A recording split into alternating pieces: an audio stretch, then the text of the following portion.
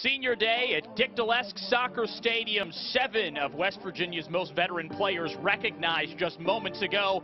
Aaron Dankgracia, Elijah Borneo, Ike Swiger, Adam Burchell, Joseph Biafora, Jacob Castro, and Sam Morgan, the 7 seniors recognized for the Old Gold and Blue today. All right, let's take a look at the starting 11 for both of these squads. Georgia State enters this contest 9-2-3 overall, 2-1-2 in the Sun Belt. We'll line up in a 4-4-2 with Carlson and Wilkins up top, Finney and Hilton Jones in the middle of the park. The wingers, McLean and Williams, both talented on the flanks. Munoz, Dawes, Schroeder, and Jumo, the back left to right. Gunther Rankenberg is the veteran senior keeper for Georgia State, making his 40th career appearance. Last season, he was All-MAC first team in the regular season and All-MAC tournament team in the postseason. Meanwhile, for West Virginia, a few changes to the starting lineup, mainly in the top 3.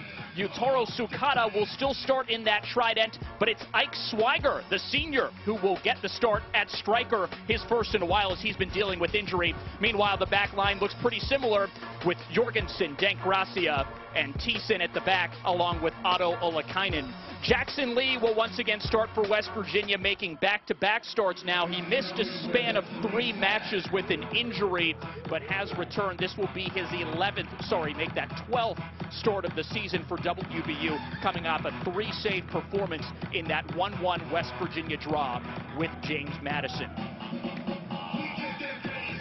WVU made a change to a back 4, a 4-3-3, 5 matches ago. The Mountaineers are unbeaten in those last 5 matches. Georgia State also unbeaten in its last 5 matches, has not lost a game in October. 13th-year head coach Brett Servancy has these Panthers playing some of their best soccer of the season. He has 132 wins all-time at Georgia State, ranking 2nd in program history. We're underway between WVU and Georgia State, a critical contest in the Sun Belt featuring 2 teams in the middle of the league standings. West Virginia in 5th place with 7 points. Georgia State in 4th place with 8 points. West Virginia in white, attacking the goal to the left. Georgia State in blue from head to toe, attacking the goal to the right. Richard Krauge is the referee for today's contest. The linesmen Isaiah Campanella and Ross Kleinstuber. Bremall, the alternate official for today's match at Dick Dalesk Soccer Stadium. A beautiful October day for men's soccer at DDS. Temperature 74 degrees at kickoff, and it will likely remain in the 70s throughout the match. Coach Servancy for Georgia State, Liam, telling us earlier this week, pretty happy these guys from the South are going to get to play on such a great day in Morgantown, West Virginia. You never know what you're going to get up here in the north when it gets to October, getting near November. Right now what you have is beautiful weather, a perfect day to play, and moved up the match time as well, moved it a little bit earlier to really soak in the sun, so I think a good decision. It's going to be a good one here today. So West Virginia looking like a back 3 right now, as you see number 8, Otto Olakainen, playing what's essentially a center defensive mid-role, but he will drop back and forth between fullback and that CDM position. Meanwhile, it's Bear to Crooks on the far side. It's Crooks, Swiger, and Yutaro Sukata going far side to near side for West Virginia in that attacking trident. And here is Sukata, the right-footed winger who loves to cut in just like that. What a play from WVU. It's Ryan Crooks. The breakthrough goal in the 2nd minute. He hits the Ronaldo, and it's fitting. West Virginia 1, Georgia State 0. What a start for the guys in white. It's really good movement there from Crooks. A great ball from Sukata to meet his run, and a really good finish as well. You're glancing across the box like that. It's really tough to have a flick like that, especially beating a goalkeeper like Rankenberg. That is a perfectly timed run, perfectly timed ball, and what better way to start for the Mountaineers? It does not get much better than that. Sukata cutting in onto his stronger right foot, hitting Crooks in the middle for a great finish past Gunther Rankenberg. One last look. The reverse angle, absolutely sensational for the England native. It's his 4th of the season and 6th career goal, and the Mountaineers, just 2 minutes in, have a 1-0 lead in this Sun Belt clash. Oh, look at this here. Equalizer. How has that happened? WVU caught napping off the kickoff. It's Simon Carlson who equalizes 15 seconds later, 1-1. And as good as the start was for the Mountaineers, that is absolutely unacceptable, and I'm sure Coach Stratford and everyone down there in the dugout will let them know that. But at the end of the day, you've got to try and come back and respond now after, it could not have started any better. You just see a bit lazy at the back there from Alakainen. Didn't hit that nearly hard enough. Not on the same page as goalkeeper Jackson Lee. He's not off his line in time. And the easiest goal that Simon Carlson will ever score in his life. There have just been too many miscues this season for West Virginia at the back. Too many situations like that, Liam. That moment very similar to the way that West Virginia dropped points on the road earlier this week against James Madison. Miscue at the back that allowed a breakaway chance and allowed JMU to tie the score at 1-1. The exact same thing happens here for Georgia State as the Panthers equalize 19 seconds after the beautiful goal by Ryan Crooks. It's an unassisted goal for Simon Carlson after the miscue at the back for WVU. Well, West Virginia has now scored 12 goals in its last 5 games since making a formation change. 11 through 4 games entering this one, and then 1 more from Crooks just a moment ago.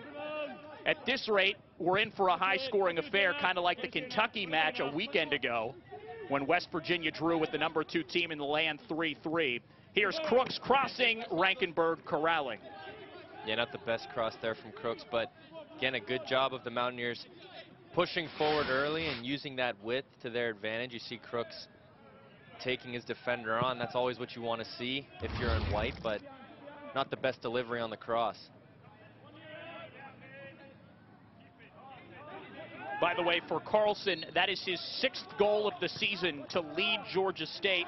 He and Max Wilkins were tied on 5 goals for the year entering this contest. Meanwhile, the assist leader on this squad is Justin McLean, a true freshman from Atlanta, Georgia, who has been terrific in his first year with the program. That one into touch for a Georgia State throw. McLean has 3 goals and 6 assists to his credit, including 2 multi-assist games. Have to imagine that man is not as happy as he was about 20 minutes ago when he was congratulating his seniors on senior day. That's Dan Stratford in his 3rd season as West Virginia's head coach. He's never had a losing season as a head coach at any level, including during his time at Division II Charleston in West Virginia.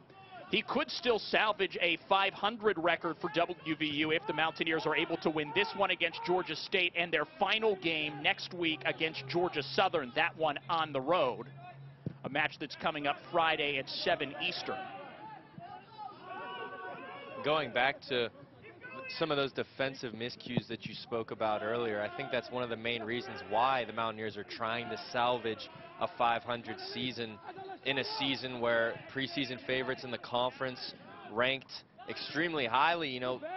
Coming into this year, highly regarded after an Elite 8 appearance last year, but haven't had the same success for a few reasons.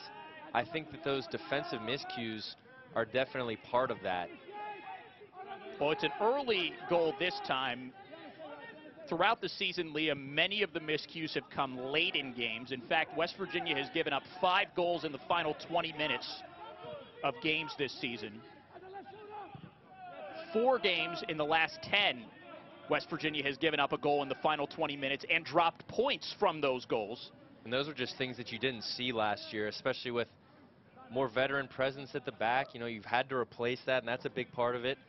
Tekeski gone in goal. You've got a new goalkeeper. There's clearly miscommunication there at the back, and you're also missing that rock in the center of that back 3 with Kevin Morris. He's gone as well. So there's been some clear learning curves here and there, but you've got to figure it out, especially by October, getting towards the end of this regular season for a team that wants to have postseason aspirations. Both of these teams made the NCAA tournament last season. As Liam just mentioned, Mountaineers made it all the way to the Elite 8 for the first time in 4 decades. Meanwhile, Georgia State won its first ever NCAA tournament contest, beating Charlotte 1-0 in its opening match. Maybe somewhat poetically or something like that. Both of these teams lost to Georgetown in the NCAA tournament. It was the Hoyas bringing the Panthers season to an end and then the Mountaineers season to an end in the Elite 8 in penalty kicks. These teams played together in the MAC last season. For Georgia State, it's a return to the Sun Belt Conference. For West Virginia, it's a new league. Panthers made it to the MAC finals last year, losing 2-1 to Northern Illinois before they qualified for the NCAA tournament. They beat West Virginia, Coach Surency's side did, in the MAC tournament semis last year, 1-0, to make it to the conference championship game. That's the most recent meeting between these two teams. At that point that year, WVU had such a good out-of-conference record. They were really for sure an at-large bid. This year, not so much. Cross in, defended by Thiessen, who once again is wearing a mask. He broke his nose against Kentucky. Did not miss the game against James Madison. Wore a mask for that contest. Has a new mask for today's game. I'm told it's 3D printed, but he also has a carbon fiber mask that he can wear. Coaching staff doing whatever it can, and the medical staff for the team doing whatever it can to make sure that Thiessen is able to play, but also not worried about the mask, not thinking about the mask while he's on the pitch. Thiessen, so important to West Virginia, along with Aaron Denkgracia, the two center backs in this back four formation for West Virginia. Referee plays advantage. Here's Wilkins in the corner. Has it touched out for a Georgia State throw. Tied at 1-1 here in the 9th minute at Dick Dalesk Stadium. Denkgracia against the goal scorer Carlson. Denkgracia draws a foul. Mentioned Thiessen a moment ago. Preseason All-American, preseason All-Sun Belt, and a 2022 Herman Trophy watch list player. Meanwhile, Denkgracia, a fifth-year player, one of 7 seniors honored for WVU today. He has been so solid for West Virginia throughout his career as well, making his 44th appearance. He's a transfer from Division II Mercy College. Here's Thiessen on the ball. He also leads West Virginia in minutes played.